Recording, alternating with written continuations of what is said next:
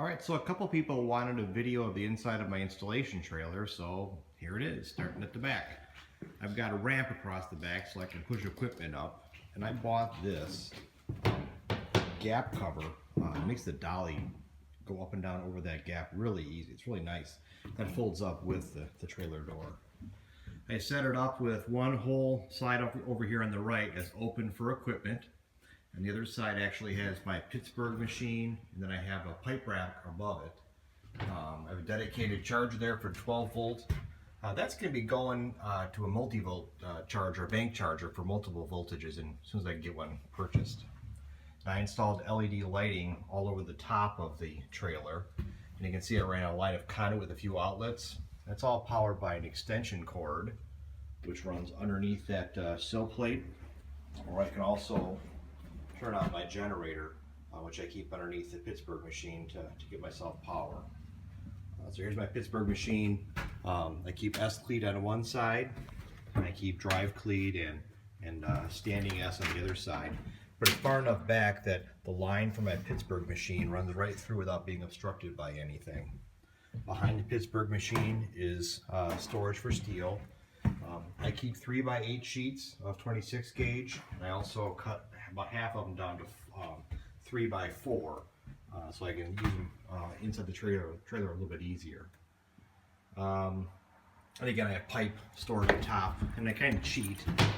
In that pipe storage, I keep 3/4 and 2-inch. Most of the time I'm hiding this 3/4 inside the 2-inch, and there's also a piece of 1/2-inch conduit hiding inside one of these as well, so I can keep a little bit here and there. And if I need to, I can put some longer pieces of iron pipe inside there. I've got one sitting in the ground right there. Continuing on, I do have this what's called E-track on both sides of my trailer. Everything that's in here can be removed very quickly. In fact, I use the E-track to hold my Pittsburgh machine in place.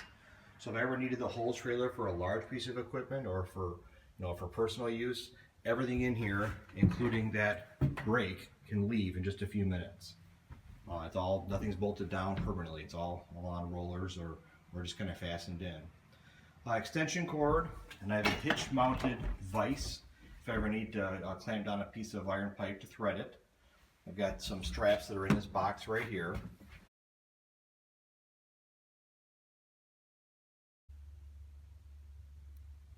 Underneath Pittsburgh machine, I passed by this a little bit ago. I keep drop claws. There's my refrigerant recovery machine. I keep all that underneath there all the time in case I ever need to pump down a system, recover the refrigerant on an install. And now that's it, except this bucket, which is handy as heck. You can see there's a cut out of the side of it. I can actually pull this out and then crank it back in on the top, and it is handy as heck for laying out cords for going all the way around the house or something to run a vacuum pump. Really happy with it. There's a brand new monitor now. There it is. Quick winder. I'd buy another one. It's awesome. All right.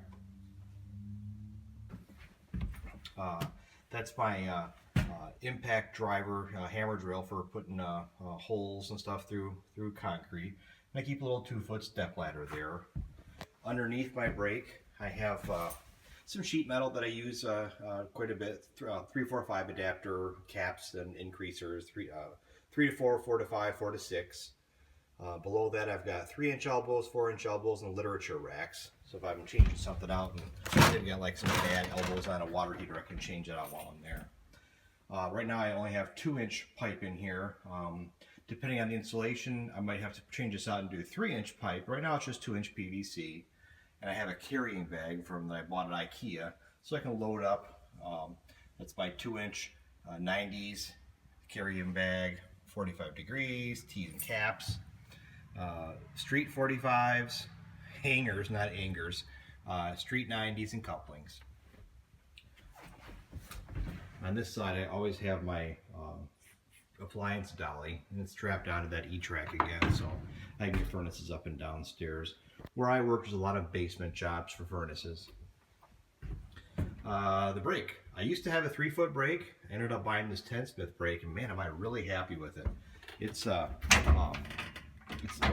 little bit older, but man, it's in great shape. The biggest thing I like is right here, when I was bending hems on my old pieces, I couldn't get the hem to go down there and then fold my 1/4 inch for my Pittsburgh seam. Now I can actually, you can see, if I do a hem, it can sit fully down there, and that's on both sides. And I can put it in there and just fold up my 90 for that little 1/4 inch for the Pittsburgh seam. It works out pretty well. I think it's made in USA. Pretty nice. Underneath the brake, I built a little shelf, and on that shelf I've got a radio, some nippers, some pipe cleat, some BX cable in case I need to run that instead of conduit. This is 18.2. Normally I have 18.2 and 18.4 in here. Some furnace blocks.